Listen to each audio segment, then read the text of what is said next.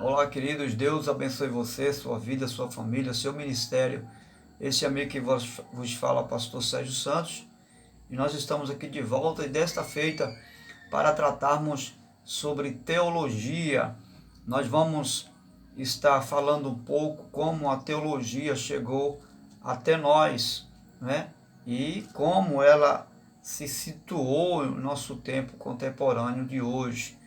Então vamos lá, etimologia, a palavra etimologia é formada por dois vocábulos gregos, theos, né? Theo, que significa Deus, e logia, ou logia, como alguns falam, que significa estudo. Então, nós temos como, etimologicamente falando, teologia, estudo, ou discurso racional sobre Deus, certo? Com o passar do tempo, esse significado teologia, ele ganhou uma expansão na compreensão do termo teologia, tá certo? E aí temos um teólogo chamado Samuel Hackefield, ele vai conceituar teologia, a ciência que trata da existência e do caráter e dos atributos de Deus. Então já ampliou mais aí o conceito. Mais à frente vamos ter um outro teólogo chamado Charles Hodge. Ele vai dizer que teologia é a apresentação dos fatos das Escrituras na sua ordem própria, em relação aos princípios gerais das verdades de Deus, ou sobre Deus, certo? Mais à frente nós temos o metodista William Burton, afirma que a teologia é a ciência de Deus e das coisas divinas, baseada na revelação do homem, na revelação ao homem por meio do Senhor Jesus Cristo. E aí são vários aspectos da igreja cristã, envolve essa questão da definição para a teologia. E foram os gregos, né, a sua origem, ela surgiu dos gregos, o vocábulo teologia, vieram lá dos gregos, não foi uma criação depois da reforma, né, ou veio de outras reformas, não, senhor. Esse termo teologia surgiu lá no início do século V, com os gregos, já bem conhecido nos tempos de Pitágoras, né? Empregado por ele por designar assim a existência, ou seja, a crença na existência dos deuses pagãos, né? Então, nós temos theo, a expressão Deus, e nós temos logia, estudo, ou seja, eles buscavam entender, buscavam compreender, analisando, estudando a respeito dos vários deuses pelos quais eles acreditavam. E dentro desse conceito, Pitágoras, ele designou esse comportamento, esse buscar do conhecer sobre os deuses, ele designou com o termo teologia, ok? Então, nós vamos entender que o pensamento filosófico da época era muito mais abrangente do que nós poderíamos imaginar, né? O pensamento filosófico vai ter uma distinção muito grande do pensamento filosófico cristão, porque assim como nós temos uma filosofia grega no século V, mas também nós temos uma filosofia cristã, ok? E vai existir uma distinção no aspecto de que a filosofia no século XV, ela vai levar o homem a buscar Deus, vai levar o homem a conhecer a Deus. Essa é a distinção que existe entre a filosofia grega e a cristã. No que diz respeito à cristã, já é o oposto. O homem não, a filosofia cristã não leva o homem a conhecer a Deus, mas leva a Deus se revelar ao homem. É Deus que vem, esse é o conceito da filosofia cristã. Deus vem e se revela ao homem. A exemplo, como Jesus se revelou à mulher samaritana no poço de Jacó. Lembra dessa passagem? João capítulo 4, Jesus vem e se revela a ela. Essa é a filosofia cristã, né? Para compreendermos, porque quando falamos de teologia, é quase impossível não inserirmos ou não haver uma certa harmonia com a filosofia cristã.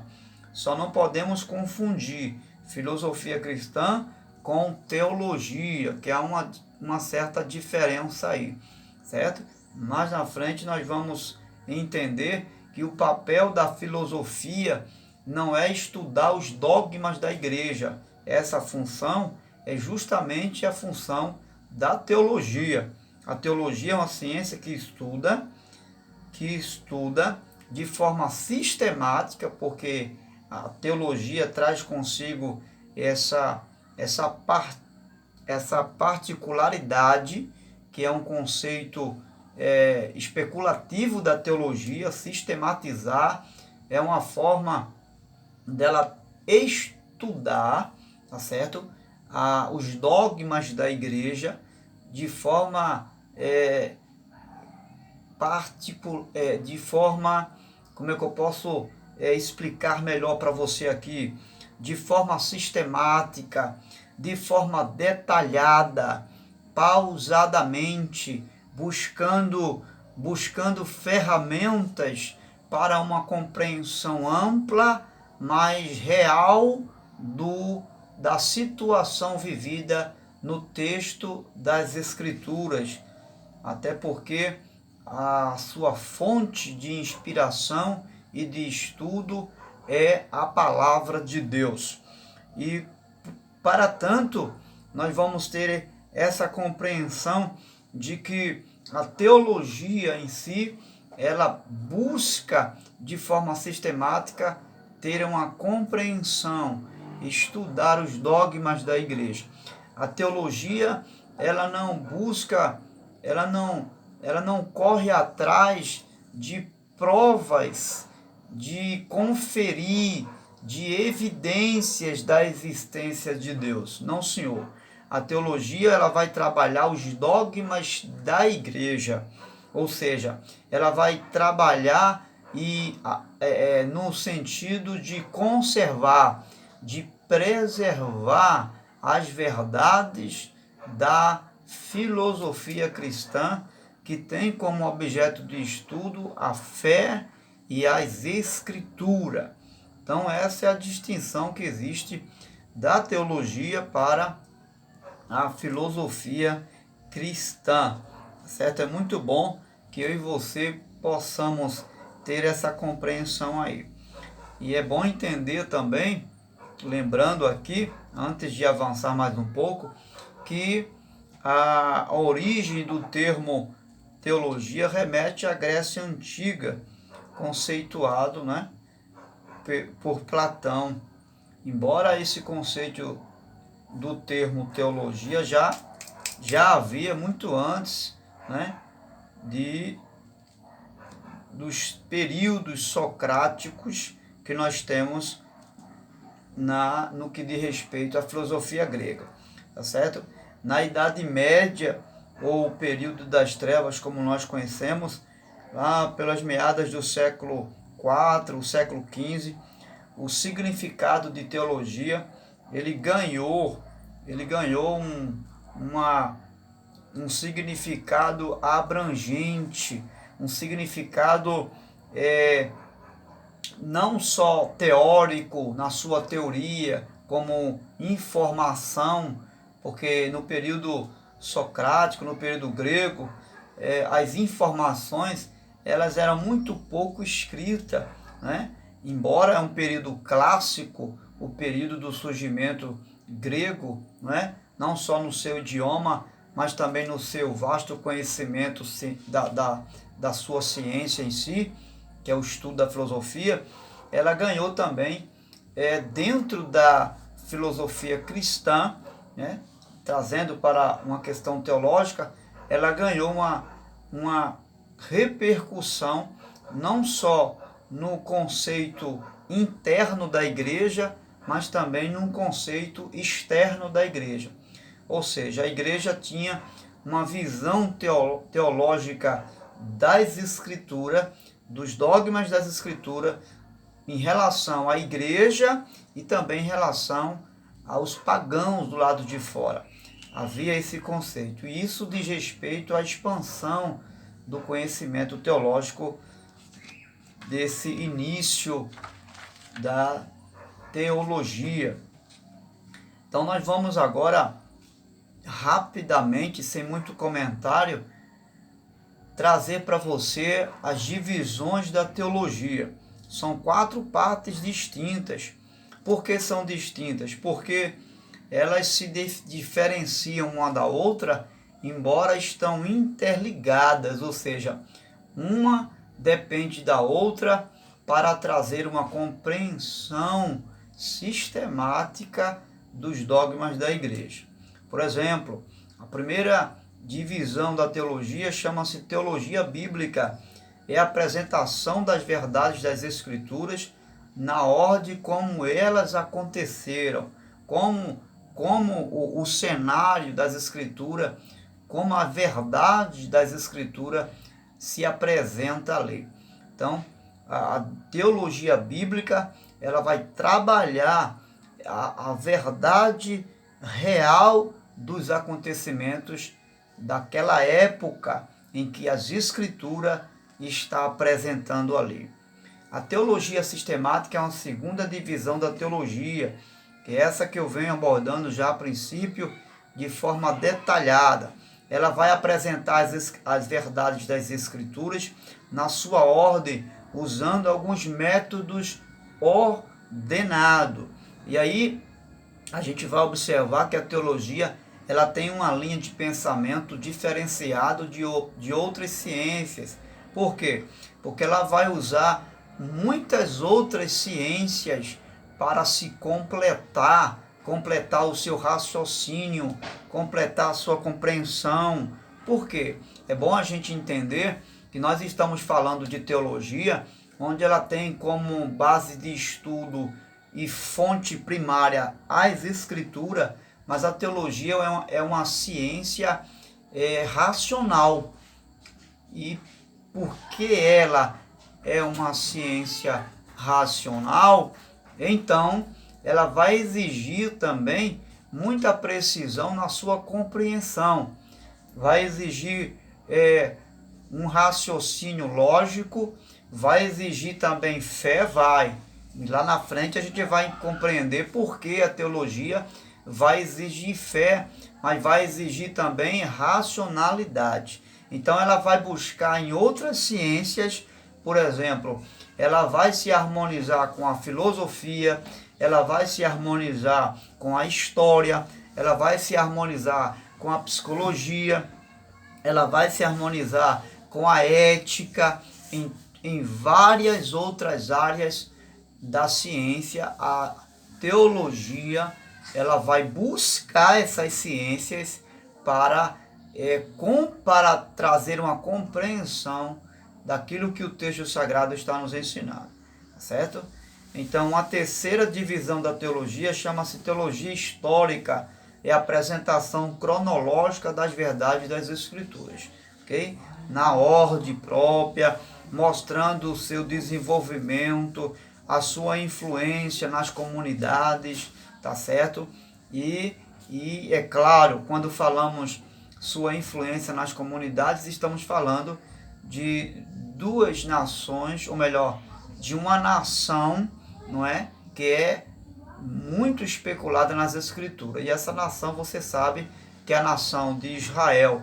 E aí nós temos 2 povos, onde as Escrituras, de forma histórica, vai sistematicamente trabalhar. Primeiro é o povo de Israel e segundo povo podemos chamar de a igreja, né?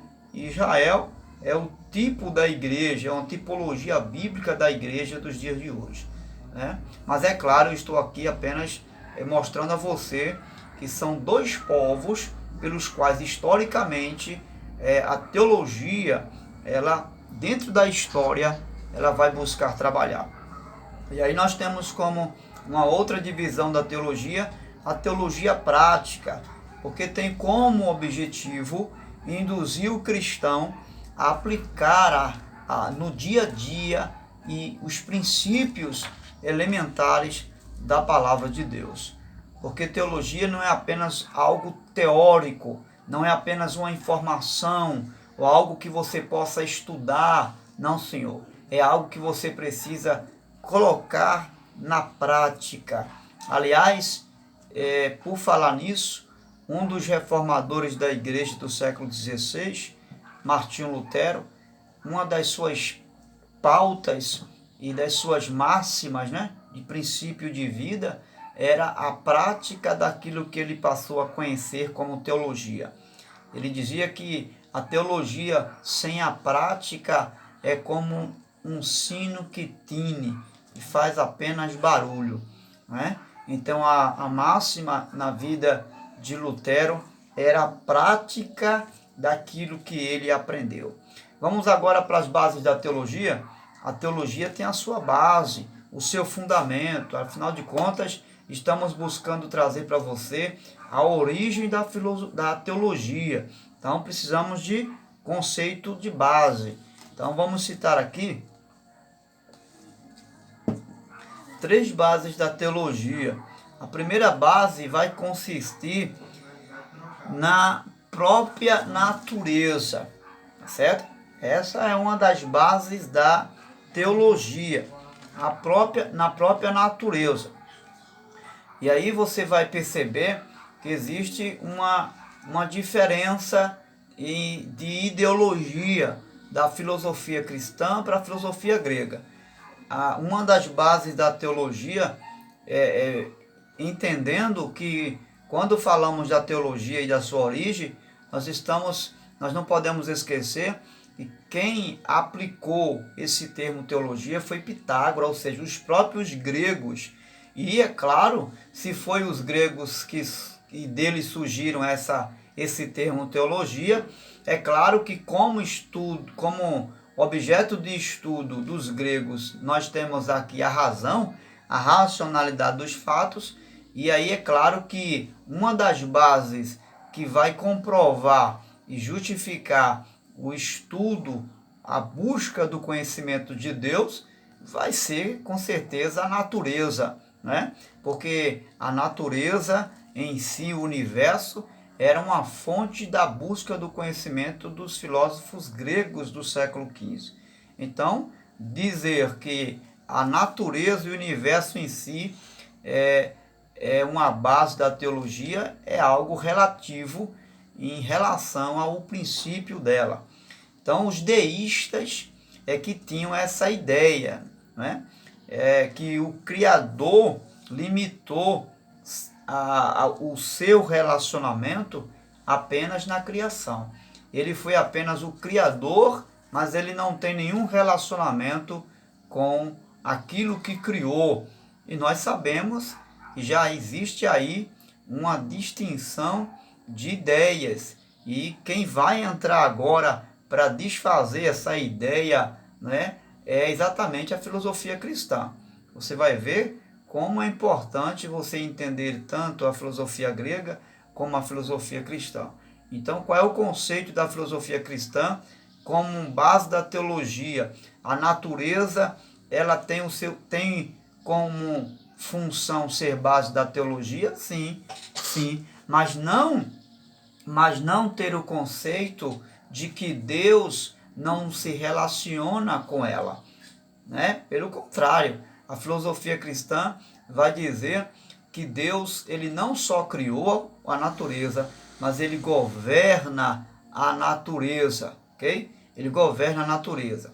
nesse conceito dos gregos de que o universo ele foi criado por Deus, mas Deus não tem relação com o universo, com a natureza, eles arrogam essa natureza como uma divindade, né? Chega a ser superior ao Criador.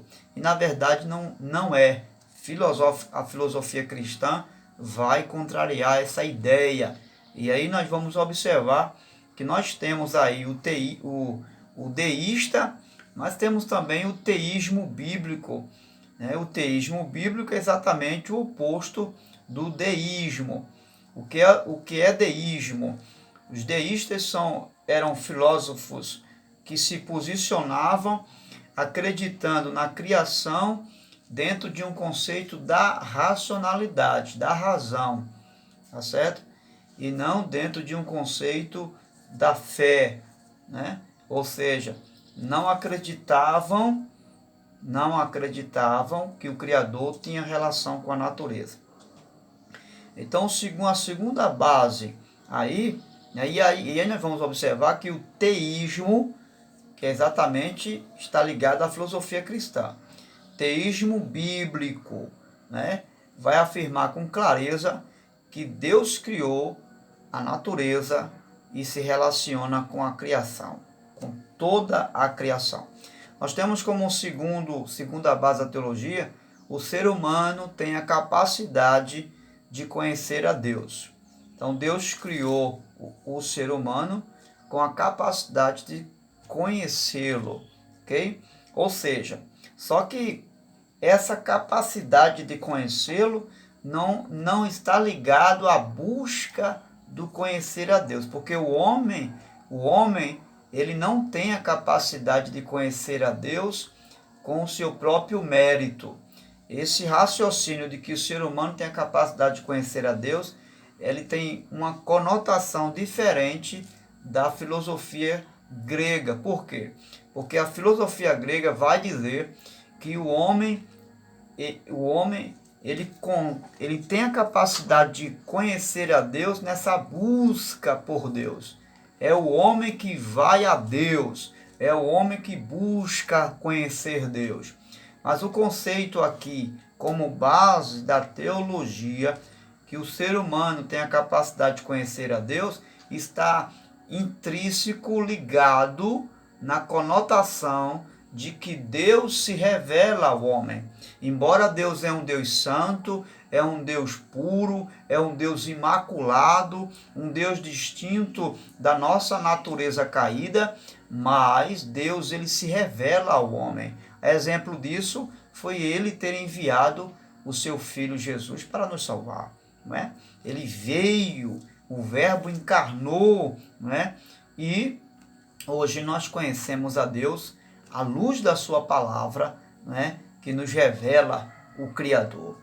Então, terceira base da teologia está em que Deus tem providenciado os meios para esse relacionamento, né? E um dos meios para esse relacionamento, a base da teologia, é a experiência do dia a dia, né? Da forma com que Deus tem se revelado a mim e a você no dia a dia dos fatos.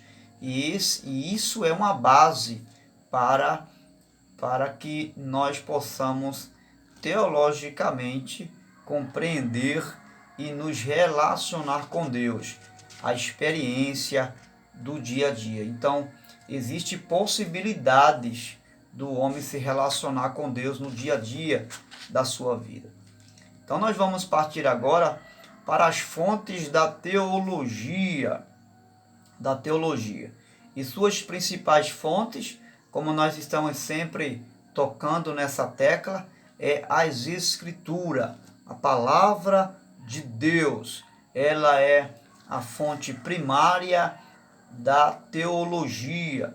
Ela é inerrante, né? Ela é infalível, ela é imutável, ela é inspirada, ela é soberana, palavra de Deus, ok? Em 2 Timóteo 3,16, 17, está lá o texto sagrado, né? Toda a escritura é inspirada por Deus, divinamente inspirada por Deus, proveitosa para ensinar, para corrigir, para instruir, e realizar toda a obra de Deus, levar o homem a ser um homem de Deus perfeito. E aí você vai encontrar Romanos 2, versículo 13 e 16 também, ok? E aí nós vamos observar uma outra fonte da teologia, que é a consciência. Aqui costumamos chamar de